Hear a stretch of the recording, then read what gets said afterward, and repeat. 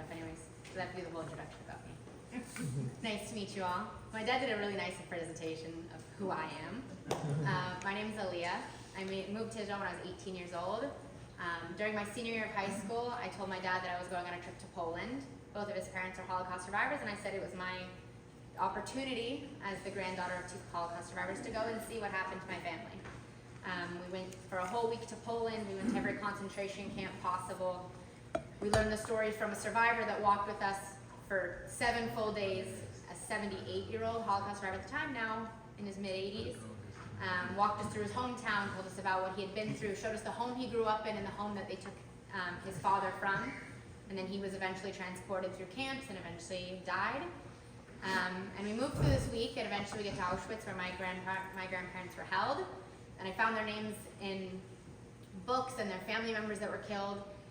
And I finished this week in Poland, and I got to my 2nd week on this trip to Israel.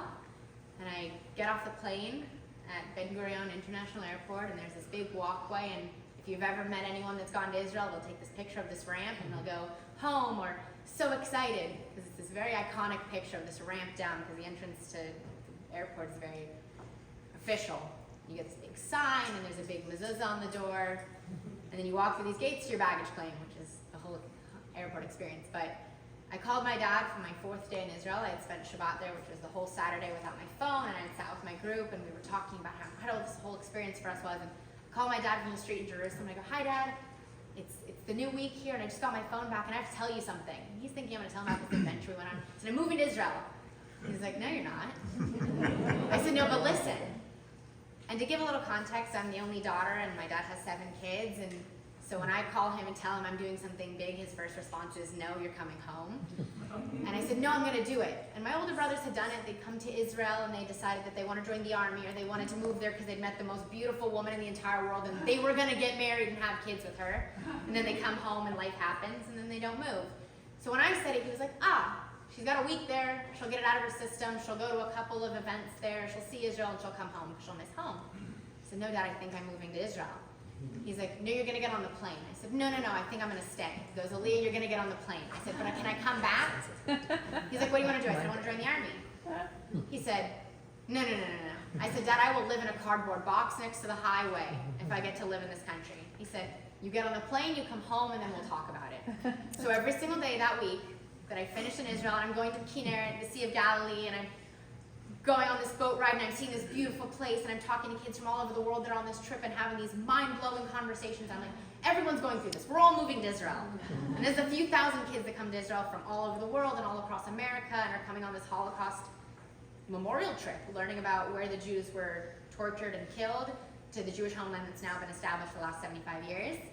And we're all going through this moment of, we want to live here. And I'm still calling my dad every night and saying, "Dad, you won't believe it where we went. We went to this place in Jerusalem, and I'm going to move here, and I'm going to come here all the time." And then the trip ends, and I've already started looking at colleges because my dad has said, "You can move to Israel, but you got to get your degree first," thinking that that would somehow keep me from wanting to go there or keep me from wanting to join the army. And I finished my 1st year at college, and I said, "Dad, I'm going to join the army still." So I went through my whole process, and I went through my first draft notice, and I started talking to all these people and telling them what I was going to do and what I wanted to be.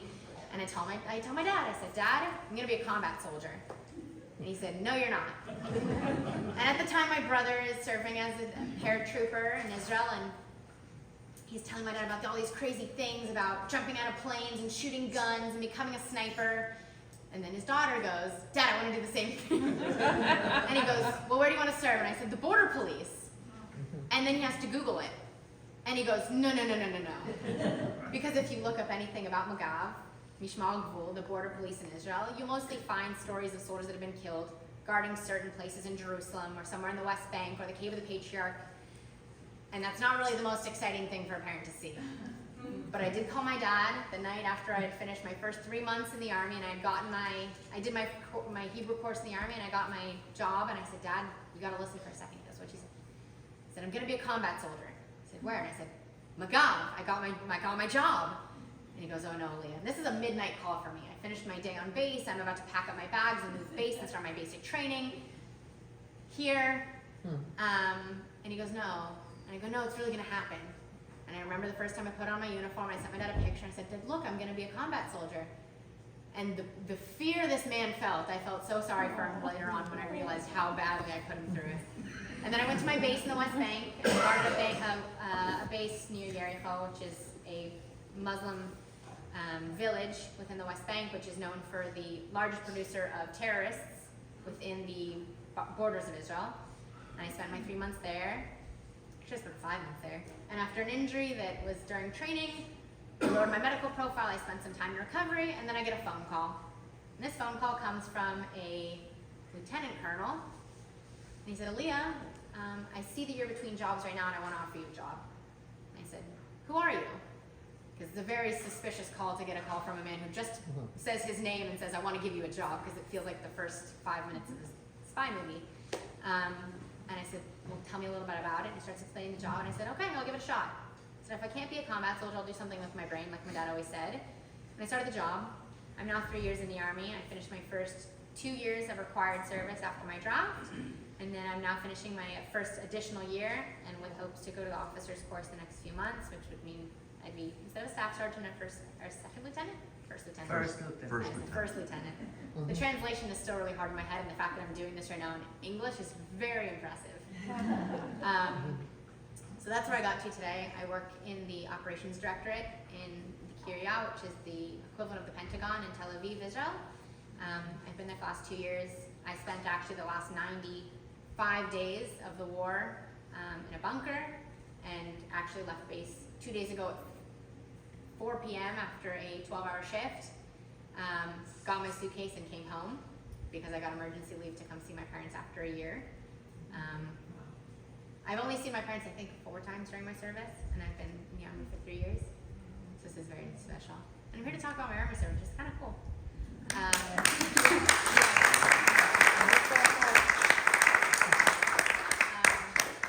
So I spent the last 3 years learning not only the language, but the culture, meeting the most incredible people. The Border Police is known for being one of the most mixed populations that serves together. I'm a Jewish American. I served with Druze soldiers. I served with Muslim Bedouin soldiers. I served with female Olim Chadashim, which are women that came from countries abroad, Russia, America, South America, Europe, and all served together. And the only thing that mattered is that we came to base with our guns ready and our uniforms set, and there was nothing that differentiated between us. I met some of the most incredible people with stories of escaping horribly oppressive families to come and join the Army because their parents didn't approve. I met Druze people that had lost cousins and brothers in war and came and drafted to the Army knowing that they're risking their lives but knew that they had to defend the country. And now where I serve, I'm in the operations directorate, so I'm very much a part of what's going on in this war, and I've lived it for the last 90-something days. We're almost going to hit 100, and I don't really know what that means. It's some sort of celebration that we made it. But even hearing Amit's story, recounting everything that I lived through my Army experience is still very difficult. And it's no surprise that my brother doesn't want to be here because he's lost friends. I lost 2 very close friends, both in combat and in the terror attack that happened at the Nova Festival. Tell them where your kibbutz is located. I have a friend that's in critical condition right now after he's in OKETS, which is a dog training unit that works on bomb detection and people tracking. And he was in an ambush and was severely injured. He was in a coma for over a month and is now starting his rehabilitation process. We actually met living in the Gaza envelope in south of Israel, which is at the border. Our kibbutz is near Yitzhak, which is at the border of Kerem HaShalom, which is the south of Israel, Egypt, and the Gaza envelope. And we lived there blissfully for a year and a half, unaffected by the conflict. We lived with Jews that had lived there for 70 plus years, saying that it was their dream for them to open the border so they could go to Gaza again.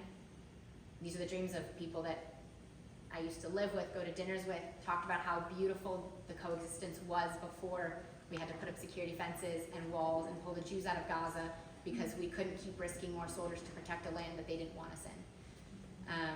So my 2 close friends, Amir Fisher, he was a staff sergeant in Devan, which is a elite combat unit, was sent to Kfar Aza, which is a village in the north, a little bit north of our kibbutz where we lived, to start removing terrorists during the initial attack on the 7th of October. He was killed while trying to save civilians from homes. Ben Ladani is another soldier who was serving in the Okits division and was injured severely during his combat service and is now in rehabilitation in the hospital. We're just hoping to see him alive and well in the next few months, up and about. And we lived together a year and a half in a kibbutz in the south of Israel, never thinking that anything would ever happen until the 7th of October. And now all of us are kind of trying to figure out where our lives find ourselves. So I'm currently serving, and I'm going to keep serving. I have friends that have finished their army service but now volunteer. And it's definitely been an experience that's changed our lives for many of us for the worse, and in many ways also for the better. I've never seen community organizers that have gotten together so quickly to help people that are dealing with trauma, people that are dealing with homelessness, because over 200,000 Israelis have been displaced, with homes burned, family members killed, kidnapped. We still have 130 hostages being held in Gaza. So those families need support, those families need government action. They have people volunteering constantly to not only help them emotionally and at home, but also to organize to get change done on the level of the Knesset, the Israeli parliament. So we're really dealing with this weird dissonance of really bittersweet of trauma and dealing with how we're going to move forward from what's been happening for the last 3 months and what the day after is going to be like, and also seeing the strongest community I've ever seen. And that's also organizers from the Druze community, from the Bedouin community, and from the Jewish, Israeli, and the Christian Arab populations in Israel. I've never seen unity like that. There's no division. It doesn't matter if there's Druze restaurants and they're Muslims by practice. They're Druze, which is an extension of Islam, but they've gone in and they've brought a rabbi to kosher their restaurant so they can provide meals to soldiers serving in the north of Israel.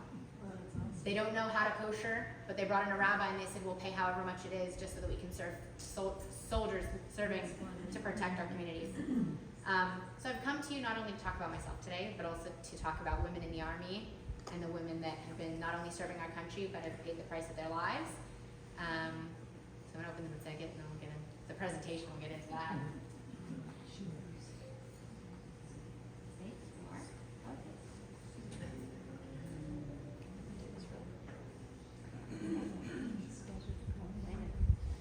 Is it left or right? I mean, Oh, there you go. Got it. We're all good. Amit chose the title, which I greatly appreciate because Sheroes is very interesting. This is a photo of women, like female Jewish pioneers at the start of Israel that used to do all of the agricultural work on kibbutzim. It's also the subject of my next book. Oh, and also the subject of Amit's next book. He's the best salesman you'll ever meet. He really knows how to figure it out. I'm going to talk about women in Israeli society, the events of October 7th, and where we find ourselves now.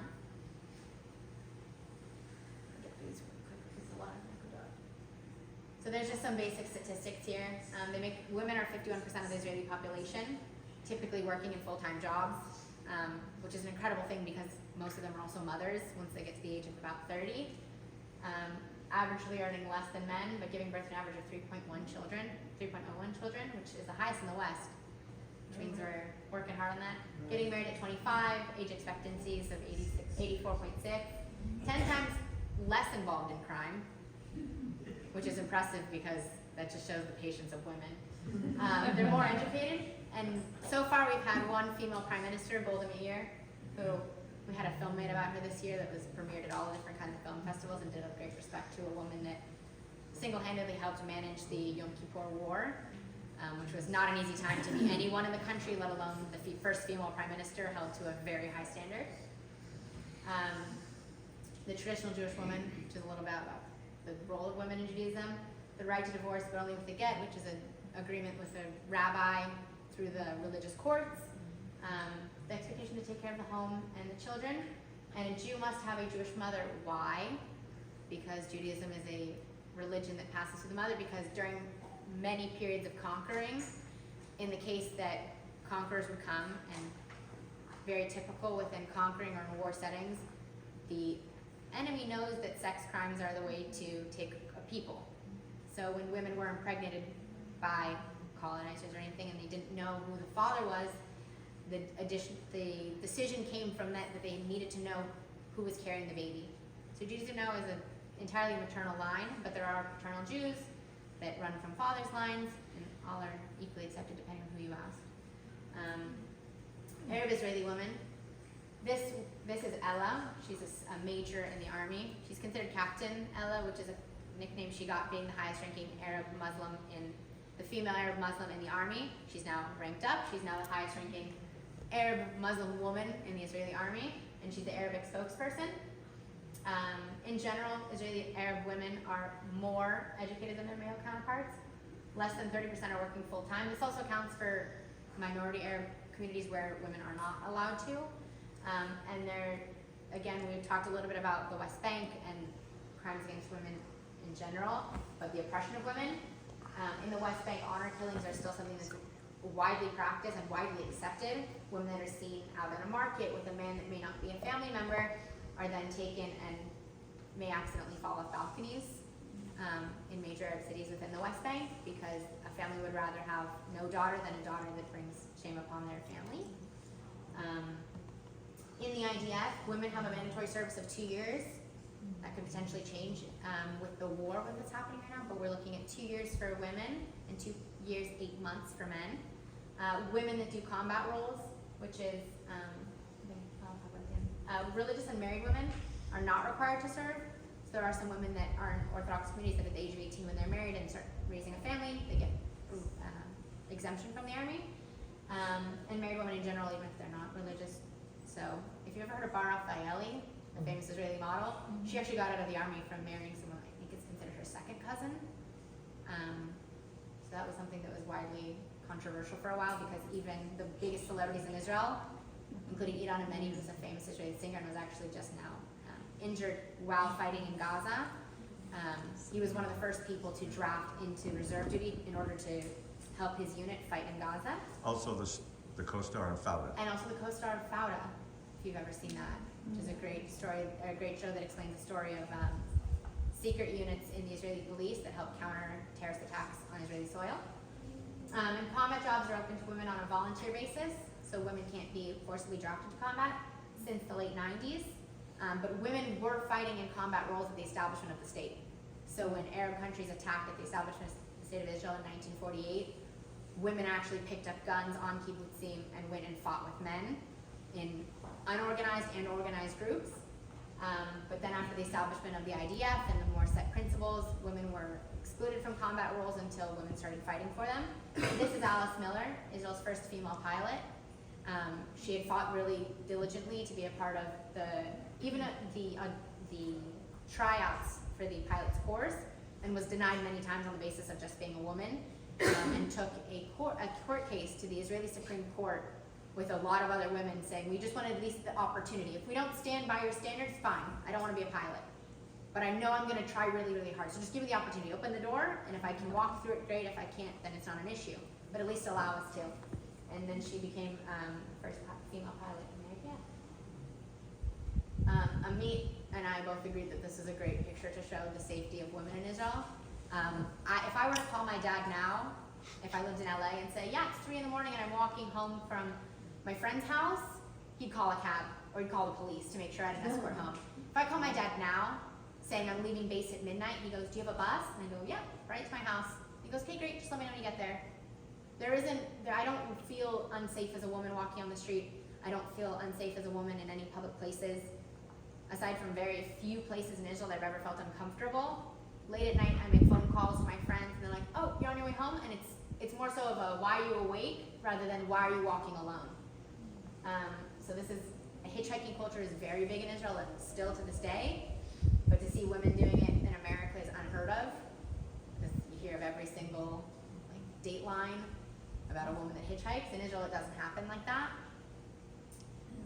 And now we're moving into October 7th and Israeli women, because that was something that is now also coming back up with more stories of survivors of the October 7th massacres, both at the Nova Festival and from the kibbutzim, and even soldiers that they found in Gaza and have been returned. And then also the stories of survivors coming out of being held as hostages in Gaza are now giving interviews to the worldwide media about what they experienced.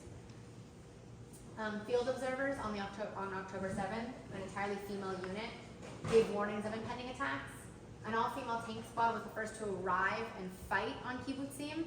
They drove tanks from a base east of Gaza, and drove for about an hour in a tank to arrive to just fields of where terrorists had started infiltrating Israeli grounds and began really managing combat by themselves without teams supporting them on base because there wasn't actually enough tanks to send all the teams out, and there wasn't enough commanders on base to manage multiple tanks.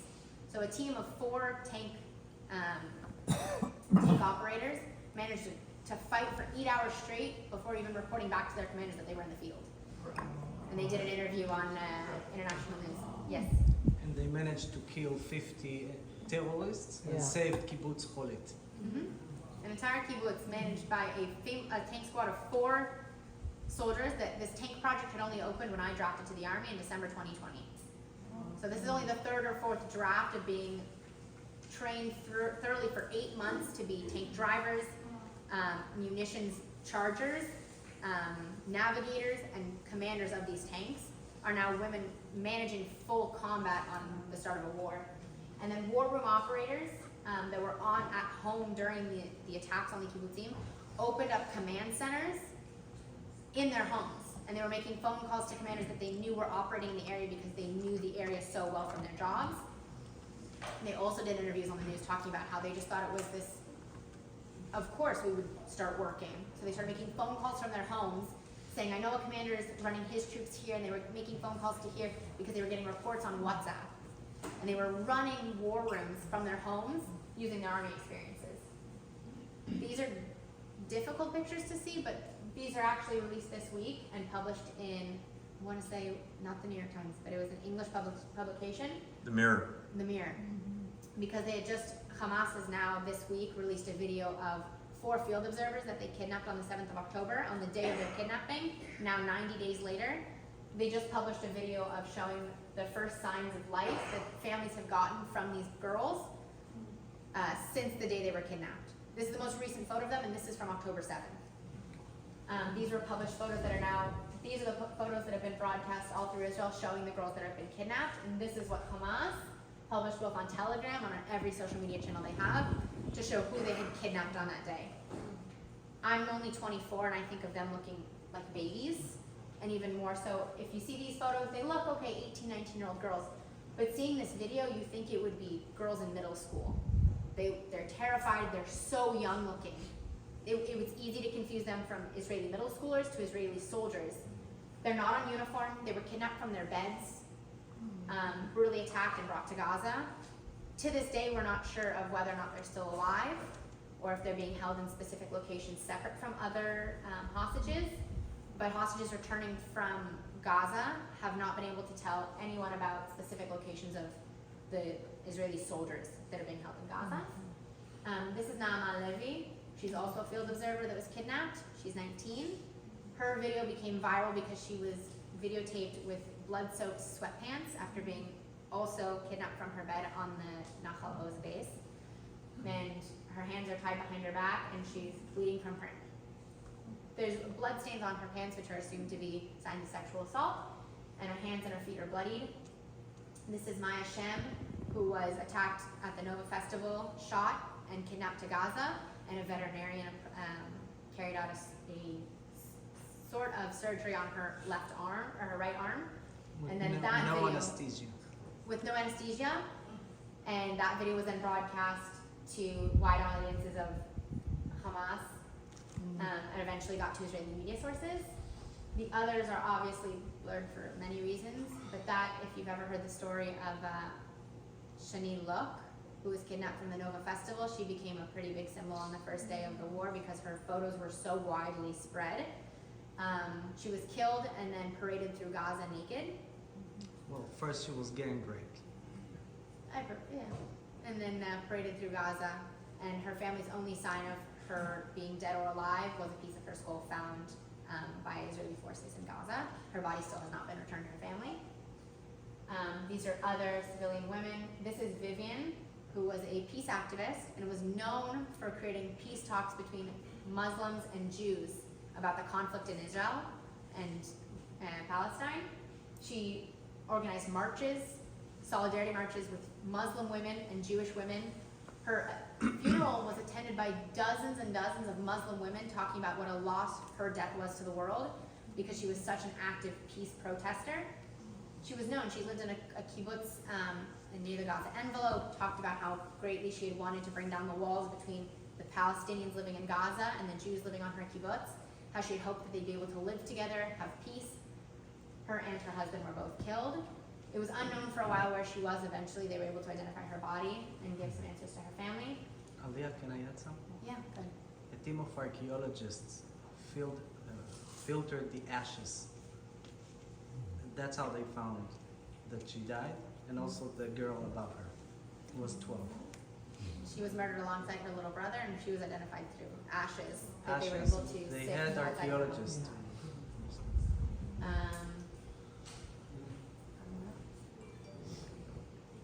So these are the stories of some soldiers, except for Rachel from Ofakim. She is a hero that you will never hear of. She made it really big in Israeli media, but she's considered a superstar. A group of terrorists broke into her home. 5 or 6 Hamas terrorists broke into her home in Sderot. Her and her husband were there on a Saturday morning at 7 a.m. They broke into her home, came to kill her and make some sort of problems in her home. She sat them down, and for the course of 6 or 7 hours, sat with them, fed them, talked about their problems. Really, she counseled them through. She talks about in her interview how she talked about their problems and what they're dealing with and why they would come and do this and how she's not going to hurt them and she doesn't want to call the police, but she doesn't want them to kill her. And she managed through the whole day to hold off this group of Hamas terrorists in her home by feeding them, making them coffee, letting them take naps in her home, while they waited for police forces to find her home and take out all 6 terrorists. Her son was also one of the people to help evacuate her from the home. So there's a really beautiful reunion video. But she's considered a national hero in Israel. Because with no military experience and no weapons, held off 6, like a full team of Hamas terrorists in her home. All with weapons, all ready to attack. But through her beautiful heart and warmth as a human being, managed to save herself and her husband. This is Eden. She's a lieutenant. She was serving in Rochash, which is a drone unit that works alongside all the special forces units in the army to create a photo of war zones or wherever the forces are working in order to give them a clear understanding of where the enemy is, where they are. She and her team were sleeping on a base near the Gaza envelope on the day of October 7th. She managed to get all of the soldiers into a bomb shelter, and then she left. There's a famous picture of her as well in her pajamas and flip-flops with her M16 guarding all of these soldiers. She then took some of her soldiers out to fight while the base was invaded, and she was killed in action. This is a picture she sent in a group chat with my best friend. They served together in a team for the first year and a half of their army service before Eden went to officer's course and my friend finished her army service. They served together, finished their my friend finished her service with Eden. And she sent this from probably one of the first weeks of her job as an officer, as an update to the team because everyone was out traveling the world, and she sent a picture smiling. And I saw this firsthand from my friend's group chat. That's the group of 4 tank lochamot, combat soldiers, during their first interview on the news, talking about how it was just so, of course, and obvious that they would have been able to go out into the field and fight for 8 hours with no commands and no command and control throughout the entire day. And this is Eden. She was a commander in the search and rescue unit, a basic training and commander. And on October 7th, she was able to also take all of her soldiers into a bomb shelter. All basic training soldiers that had not even finished enough time in the gun range to be considered to be able to carry weapons on them all the time. She and all of the team that were there managed to hold off dozens and dozens of terrorists that tried to break into the Zakim base, which is a basic training base. The majority of the people serving there are soldiers in the first 4 or 8 months of their army service, learning about their profession as search and rescue soldiers. So the soldiers that would leave this base would then go into combat zones to search and rescue. Not only Israelis, but any other ones, people hurt in combat zones, are rescued by Palchat, which is the search and rescue unit of the army. she was killed fighting and protecting the soldiers, and not one soldier in basic training was killed that day, only their commanders and their officers. Thanks to them. This is a captain who's also a pilot in the Air Force. She was the pilot that helped bring in the first set of hostages from Gaza. After they were transferred into Egypt, they were then brought over by plane, and they wanted to make sure all of the team that had met those hostages for the first time were women and not men that were in uniforms and with weapons, because they weren't sure what the situation would be with their mental health and with their mental state. So they brought in all women teams, so pilots, nurses, officers. The first people that met every single one of these hostages were women, and this is one of the pilots. This is the first female battalion commander in a combat battalion. So she now is the battalion commander of Karakal, which is a mixed combat unit that now serves in Gaza. Her name is Or. Her grandmother, I believe, received an award for her heroic actions back at the start of the country, and now her granddaughter has already received presidential commendations and will probably receive more during her continued service. These are more faces. This is Shai, and like Amit said, she was serving in a battalion in the West Bank and was attacked in one of the really solo attacks that had happened in the West Bank during the last few months, because action has kind of died down there as things have happened more so in Gaza. And she served with one of my best friends that I did basic training with. And she was literally at the start of her service. The 1V is basically 9 to 10 months in the Army. So this current situation we're looking at is 325 men were called up for reserve duty in combat positions in Israel.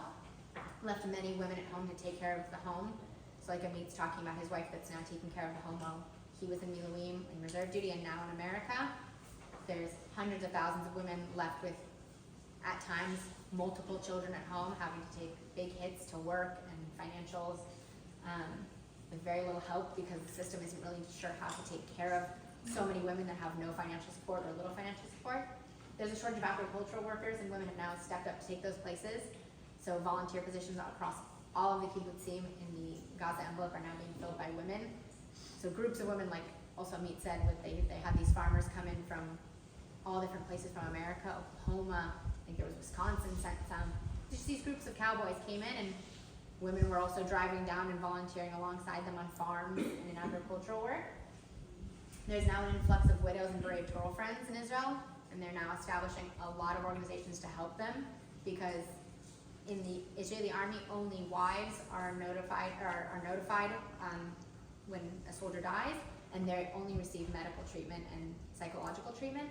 So now organizations are trying to help all of the girlfriends, because with the hundreds of soldiers that have been killed, many were unmarried but had girlfriends for many years that are now stuck and saying, I'm receiving no notification, I'm receiving no help from anyone because I'm not considered to be a bereaved wife. So there's a lot of work going into how we're going to take care of not only all these wives with kids at home, but also 19, 20-year-old girls who plan to marry their boyfriends and are now left with nothing. And many religious Orthodox women have begun working in the weapons industry, because when men aren't there to be, women are filling places in all kinds of jobs. So the role of women in the IDF will never be the same after October 7th, but will things be different in the rest of Israel? We now have changing roles of women in Orthodox and religious communities. We have the participation of women in decision making and a demand for more women in the government, because so many issues are now affecting women during this war, yet we don't have enough female voices in the government to really portray the need of certain women. And equal rights for women. So as we look at the government now, because the most of the war cabinet is men, aside from a couple, or even advisors to the cabinet, there's a big demand to just bring women into government to have a voice for survivors of sexual assault, because they don't have enough systems in place. And the next few months not only will show us a big change in the military dynamics of Israel, because a lot of women will be taking up bigger combat roles, because we now see that tank units of all women can function entirely independently during a war. We have women that are now allowed to do tryouts for the most elite combat units in the army, literally to all of them. So we'll see how that goes in the next few months. And then we'll see likely a huge change in not only government, but also social groups of where women will find themselves after a huge war that's taken not only a big hit to the military, but also to the civilian populations. And now we're just waiting to see. Thank you.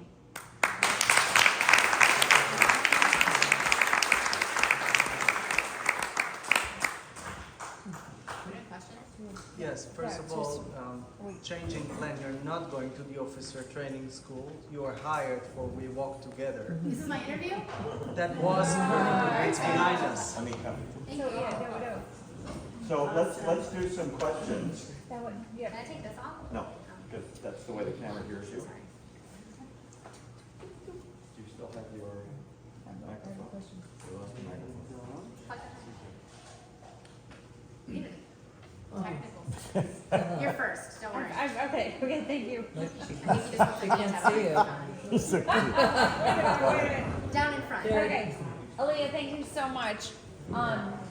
Obviously you're stunning, and I appreciate everything you had to say. And wait, did you say you're 24 years old? I'm 24. Like that's incredible. She's almost 25. Okay. Okay, you're stunning.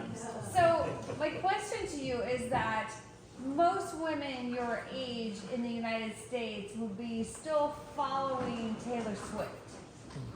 So how can you say that that you saw beyond that, and that you saw a bigger picture? Like, what was it that drove you to see what you saw on your first trip in Israel that you said, Dad, like, this is it, I gotta go here? Like, why aren't you a Swiftie? I'm not a Swiftie for many reasons. I like her music, but what I would not pay $1,500 to go sit on the nosebleeds to see her play. I know she has a movie out about her whole concert tour, so I could do that if I really wanted the experience.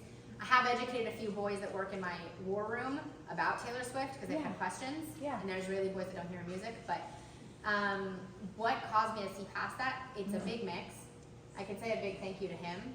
I grew up going to Jewish day school, and so a big part of my education from really the time I could read and write was a mixed Hebrew and English curriculum. And then as soon as they could start teaching us about it, we learned about the Holocaust, and we learned about the atrocities that were still being committed across the world. A big part of the Jewish community is not only about learning about what's happening to us, but also about the whole world. So we were taught about so many conflicts around the world that when I would speak to my friends that didn't go to a Jewish day school or go to synagogue, they're telling me, like, what do you mean? Like, the only bad place is in Gaza because they're being attacked. And I said, do you understand how many things are at play and how many other groups are being targeted in this world? And do you guys not think about that? They go, well, I haven't seen about anything about it on Instagram. Right. So when Instagram is the biggest form of information, a lot of people will tell you the world is perfect or the world is the worst place ever to be and they don't want to live in it anymore. So I give a big thanks to the education that my dad gave me. This isn't even something he asked me to say, guys, don't worry. But it started with that, and then as I went through high school, I became a little bit more aware of how I felt at different points it was uncomfortable to have the identity that I had. Someone that was Jewish and loved Israel and wanted the best for the Jewish people, and also the Palestinians living in the same territory. I never came out saying we need to get rid of the Palestinians, we need to get rid of Gaza. I have always said, and especially after living in the Gaza envelope, can only more say how much I wish for them a better life. And that's what the whole goal of this war is to remove the things that stop the Palestinians from able to having more. Because when you have a group that says only the leaders of this group get the most, well, obviously you're going to want to join that. So when I came to Israel and I was seeing firsthand of the coexistence and the groups of people that were working so hard, literally just to make a living for themselves in Israel, with all of the external forces against them, countries that were literally calling them genocide factories, and stepping in the way of Israelis to be able to survive in the global market, because even high-tech companies are met with a lot of issues, saying, oh, our founder's Israeli, we don't do business with them. So seeing all of that and meeting so many Israelis and saying, I just genuinely don't understand how people abroad don't see this. Because it's not perfect. There are definitely issues in Israel. There are issues of inclusion of women or minorities at different times as any country would have. But the constant fight to make it better is what shows me that there is going to be a better future always, because I'm not shown all the time protests that show me that we're moving backwards. It's always forward. Amit talked about the protests that were happening in Tel Aviv. I would go to base every single day walking through protests. And I was like, good for you guys. Like, it's steps in my way. You guys are in my way to get to base, and I fully support your ability to be here, to talk to the change makers, to get the changes being made. But no one ever said I hate this country. They came in with this government needs to change, because they were doing it to make the country better. And so when I would see America, and I would say, okay, the issues here are big, but the bigger issue is that we're not trying to find a way to fix it. We're trying to find more issues to be angry about. And I went to Israel, and I was like, okay, they see the bigger picture, and they see the issues that need to be changed. And not only are they working together on it, but it's not just the Jews, it's not just the Christian Arabs, it's not just the Muslims, it's not the Bedouins, it's everyone working together because they all wanted a better life for themselves. I said there wasn't anything that could have stopped me, no matter what opinion all of some people had in my high school telling me I was moving to a colonizing apartheid state, or telling me I was gonna go be friends with baby killers. None of that could have stopped me, because I was going to Israel and I was seeing it firsthand. I was meeting the soldiers that were in the field. I was talking to the generals that I now serve with. I was talking to my friends that lived through Sukeitan, which was a war in 2014, and every operation since then. And I've now lived through 3 operations, 2 as a soldier and 1 war as a soldier. And I wouldn't have it any other way, because they need good people in the army, and they need good people abroad knowing what's going on and making sure that people know what's happening. So I'm 6 years into living in Israel, and I wouldn't change that. You have to go now. And I'd recommend everyone to at least see it. Thank you, thank you, thank you. You go and you know. Question? How do you both feel about our President Biden and so much of the U.S.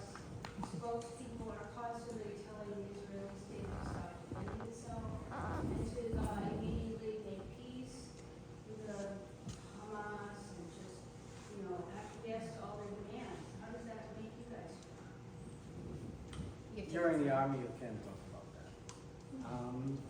I think there is one level that they actually speak about, Biden and the administration. The little I know I saw from the contact between the 2 armies, there is huge, amazing support from the American armed forces. Are we being stopped by the U.S. administration? Probably yes, to a certain extent. But wait and see. People ask me already, who do you think is going to win? I told them, ask me in 50 years, because that is how things develop. And I'm not sure Biden will still be there in 50 years, but look how the events are developing now. As we speak, I need to check the news, because maybe America is at war now in Yemen. I don't know. So Let me add to that. What he was referring to is she's active duty. She's a soldier. She can't under her oath as a soldier, she can't comment on politics. Amit is reserve colonel. He can comment. I can tell you from my expertise. What's that? Lieutenant Colonel. Lieutenant colonel. It's a big thing. As someone who produces 20, 30 videos on Israel a week, and I'm very connected in the politics of both the United States and Israel, the answer to your question is one word: elections. The Democrat Party is split, with the progressive left wing of the Democrat Party totally opposed to the support of Israel. Joe Biden, while, as Amit said and showed in his video, on his first trip to Israel, he said there's no space between America and Israel. Secretary of State Blinken, in his numerous trips of Israel, has said the same thing in the beginning. But since then, the backlash on the left wing of the Democrat Party has been outrageous, as Biden's numbers keep doing this every week. And keep in mind, in politics in this United States, and that's my background, do you know what a politician in the United States does the day after he or she wins office? The first day after they win? Start campaigning. They start campaigning for re-election. Everything is about the retention of power and the next highest office. If anyone tells you otherwise, oh, I'm in it to save America, I'm a good person, that's 1 in 1,000. Joe Biden is not one of those people. The left wing of the Democrat Party is beholden to people in the squad who are undermining his support for Western values. Ocasio-Cortez, Rashida Tlaib, Ayanna Pressley, Bowman, and so on. And the numbers are saying the Democrats are going to lose the White House if they can't coalesce the party around whatever the White House, because he's running for re-election, says is his priority. And he's going to waffle and move farther and farther left. We're in January, and he's at the lowest number of any incumbent president in American history. What is he going to do to get reelected? Move left. Left is away from America. Now, Amit made a very interesting point, because I told him this happened about 3 hours ago. The United States, for the first time, bombed Yemen with the British. Why did they do that? Well, because the Houthis, who control a large part of the country, have been bombing American, British, French, multinational, Indian, not Chinese, sorry, Moroccan, anybody that's transiting the waters near Yemen is getting hit. We didn't do anything for weeks until today. Today's a big day. It's a big change. We might have started a war. And if we have, the headlines tomorrow and the next day and the next day and the next day are going to be dramatically different. And let's see what those left-wing squad people say. Already tonight, I just read it when I was sitting there, the word out of the squad is, how dare you attack the Houthis, who are bombing American troops as we sit here and shooting missiles into Israel and Saudi Arabia. By the way, those missiles, the drones, the missiles, the command boats, everything they're attacking west with come from one place, Iran. Because Iran doesn't do anything personally, they act through proxies. So that may dramatically affect the American elections.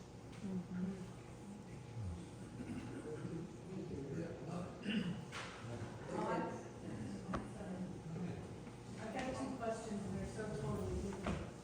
The first one is just this balance between bombing tunnels and kind of surmising that most of the hostages might likely be in there. So, I don't know, just how, what is the IDF doing? Like, what are they thinking about this? Because this is so important.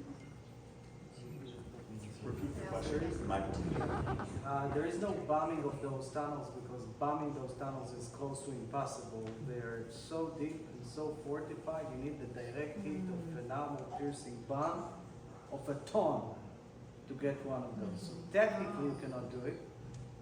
And you're also right, in some of those tunnels, the hostages, or who is left of them alive, are held. Yesterday, the IDF spokesman published pictures of a tunnel with cages inside, dog cages, where they definitely held hostages. In one of them they found baby buckles in a cage. And the reason why they took those pictures is because they are risking their lives entering those tunnels. One by one, slowly. Dozens of IDF soldiers were killed because we're not blowing everything on our way. I don't think it's even possible, even if we wanted. So no, have no mistakes. Those tunnels are being cleared slowly and carefully by very brave troopers. Of course, they're using all the schmaltz we have today, like drones and K9 dogs and whatever, but bottom line, you gotta go down there. Yeah.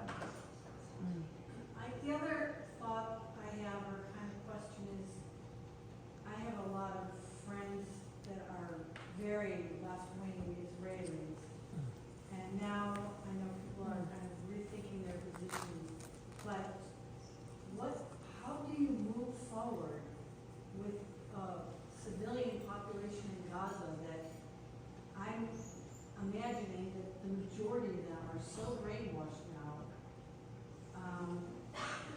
You know, how do you move forward ever thinking there could be peace when it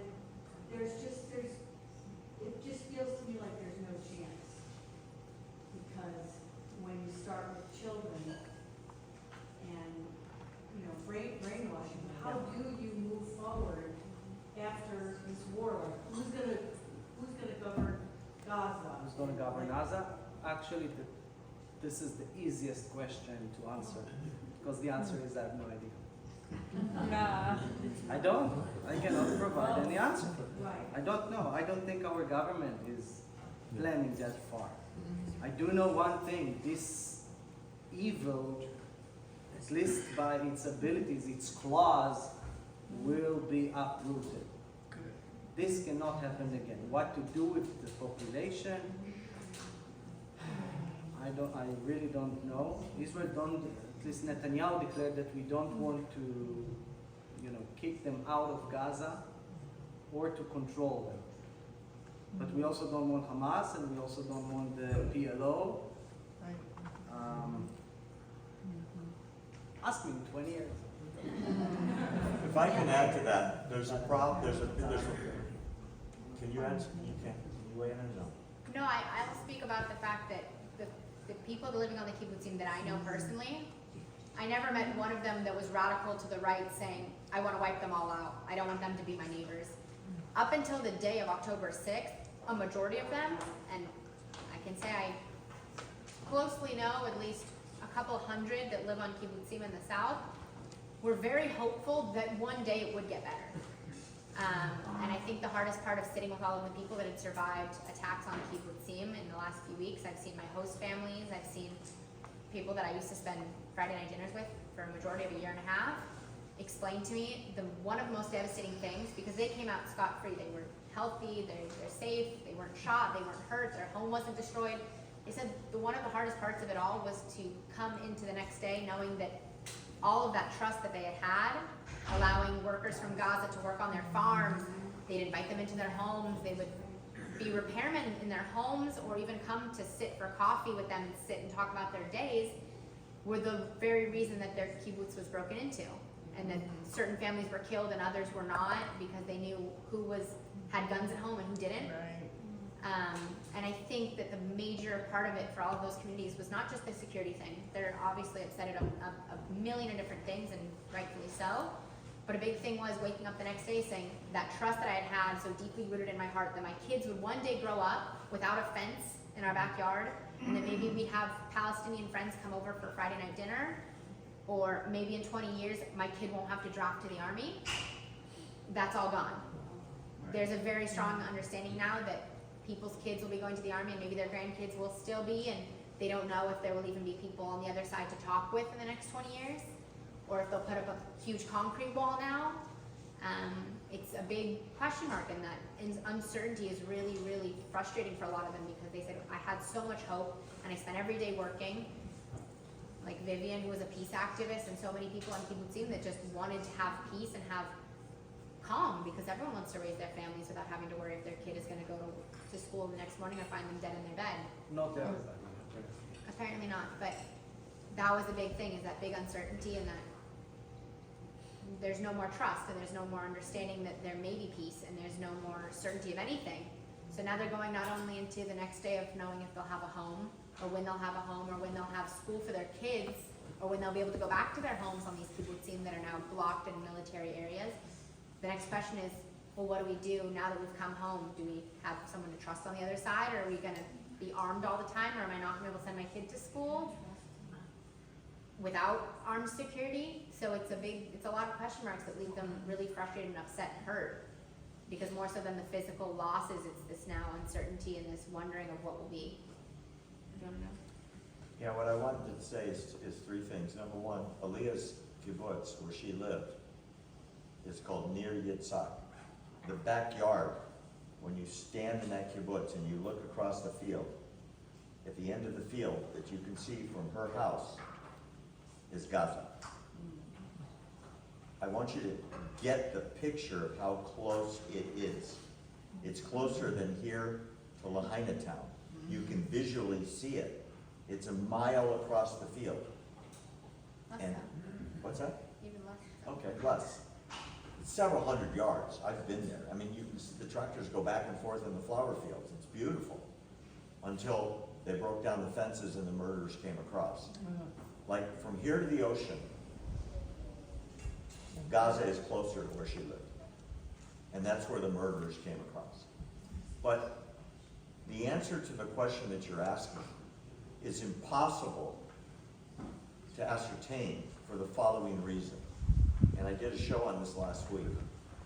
There was a study released last week from the Palestinian Authority.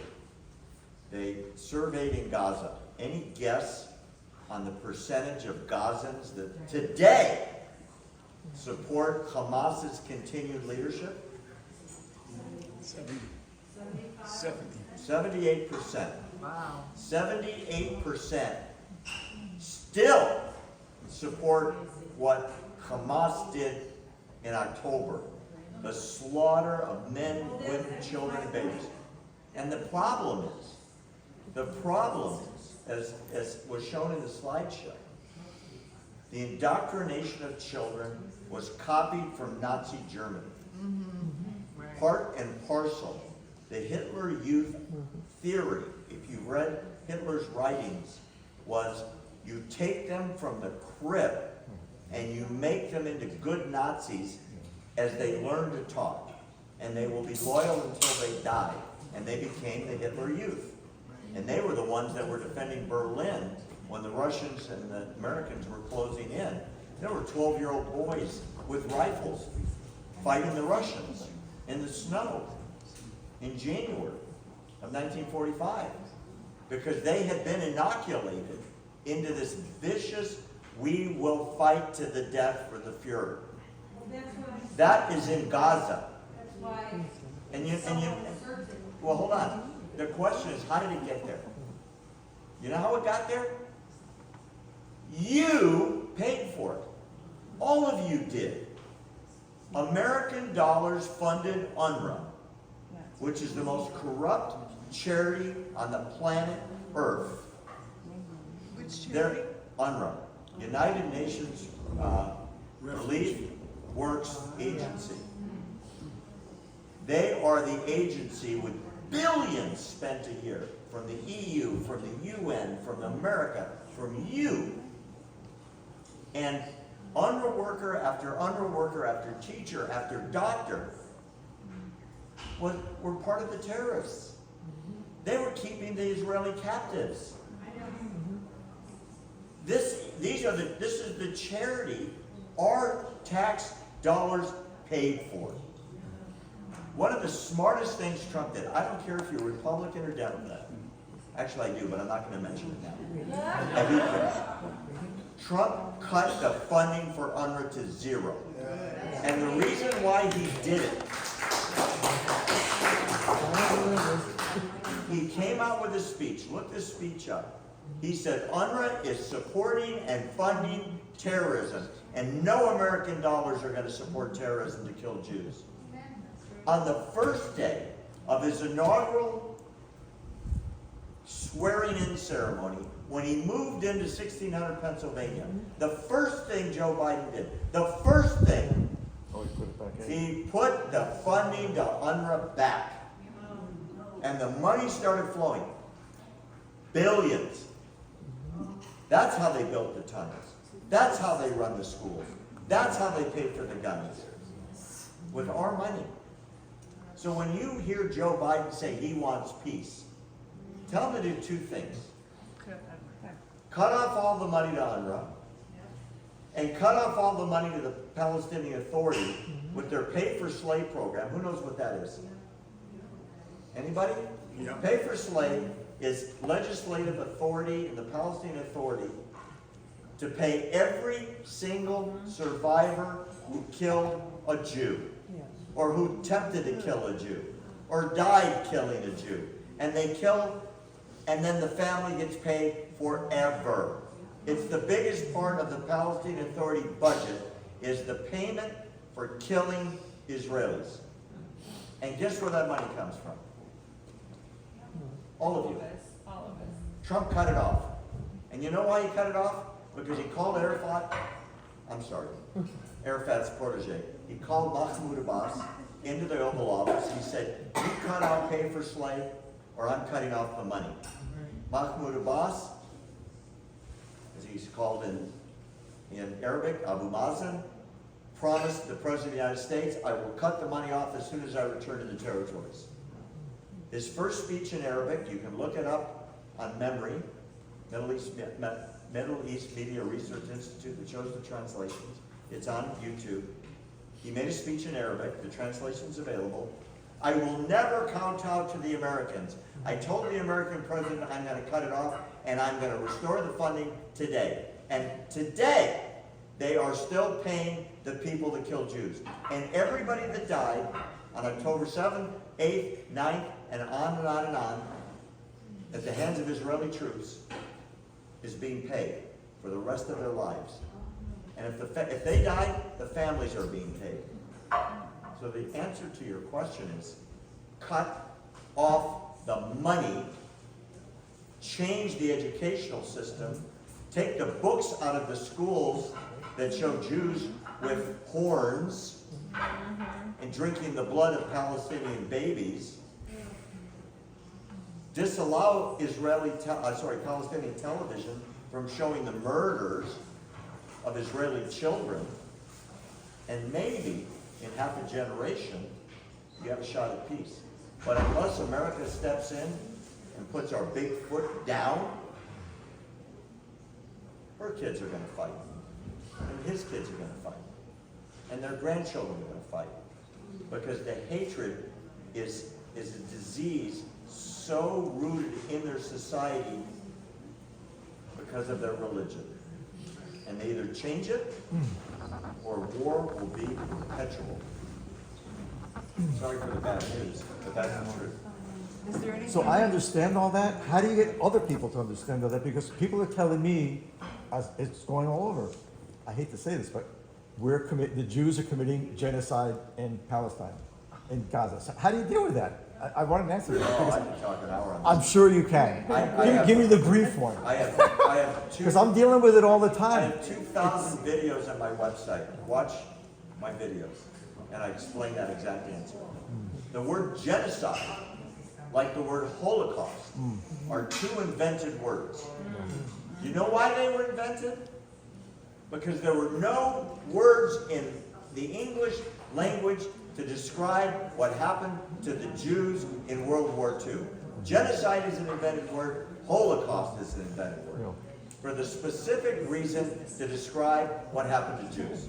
So when somebody else steals the word, they're stealing our history. They're stealing our history. Let me tell you something, and you can ask him this, because he was a combat soldier for a long time, and his father is a very famous brigadier general who was a combat soldier for a very long time. His dad's a very cool guy, by the way. Yoshi Greenfeld. This war could have ended in one day. On October 8th, if the Israelis were Russians, you know what Gaza would look like? Gone. A crater in the ground, everybody dead, molten lava blasts. It would have been over in an hour. There's one army in the world that knock-knocks a building. You know what a knock-knock is? Anybody? Yep. That's what the Israeli Air Force does. They drop a dummy bomb on a roof with no explosives in it. Creates a big thud on the roof. And you know what that thud is? Get out of the building, we're going to blow the building up. Who does that? Israel does that. Israel has dropped millions of leaflets on Gaza. Evacuate this street, evacuate this neighborhood. We don't want you to get hurt. Who does that? I did a show this morning. The average ratio between civilian casualties and military casualties in a war is between 8 and 10 to 1. 10 civilians for every combatant killed. Barry, can I ask you a question? There is the I can wait for you. There is the International Court of Justice in Hague now, in Holland. Do you know who's the only country that is on a trial now? Not Russia, not Iran, not North Korea, not, I don't know, Venezuela, not Myanmar, not Syria. You can go on, not Yemen. It's Israel. And you started asking what can we do, right? Yeah, I don't know what we can do. Perfect timing for your question. Because We Walk Together is a baby organization, and we are also doing fundraising. So I see that people are beginning to close this now. You can look for us on Facebook and Instagram. Okay, You can follow me. My main agents are right here. okay. And there is my business card, and the website I hope will be uploaded to the web in 12 hours. Okay, so that is a great way to support. Barry, do you want to wrap it up? Yeah, one thing, Israel has gotten that ratio to the lowest in world history. Of all wars ever fought and all the statistics that are available in modern times, there's never been an army more moral than the IDF. And yet, as Amit just said, Israel's on trial in The Hague because South Africa, that is slaughtering whites by the thousands, Right. has decided that Israel's an apartheid state, in spite of the fact that there are blacks in the government, blacks in the army, blacks serving with Aliya and Amit. It's a colorblind society. Sounds like it. But Israel is an apartheid state, and so Israel's on trial in The Hague right now. In spite of the fact that Bashar al-Assad has killed somewhere between 1 and 2 million Syrians, Iran is slaughtering people, ISIS is slaughtering people, Myanmar is slaughtering people, right? Every country of the world. Christians, by the way, just as an aside, because I did a show on this 2 weeks ago. Anybody know how many Christians were killed in Africa last week? Christians? 10,000 were killed last week in Africa by roving Islamic death squads. What are you guys doing? You don't even know about it. It's not even in the news. Because it's not Israel. You don't see that at the UN. You don't see that on CBS, do you? I mean, it's just pastors telling pastors, we've got to save the Christians of Africa. And while we're at it, let's condemn the Jews. So his organization is something you can get involved in. You can disseminate information, you can tell the truth, you can get the story out. Look, if each one of you has 100 friends in your Facebook group, you can reach 10,000 people in this room. That's how American Truth Project does it. You know, when I get notes that saying this video's been seen 1.2 million times, I feel like I'm making a dent. I'm changing minds by educating people that don't know what's going on. So we're going to send out his video to everybody that was on Conti's list, wherever she is. Conti Bailey, thank you. And Can I get my name on that one? go talk to her. And that'll be a way for you to get involved. Thank you all for coming. Thank you all for listening.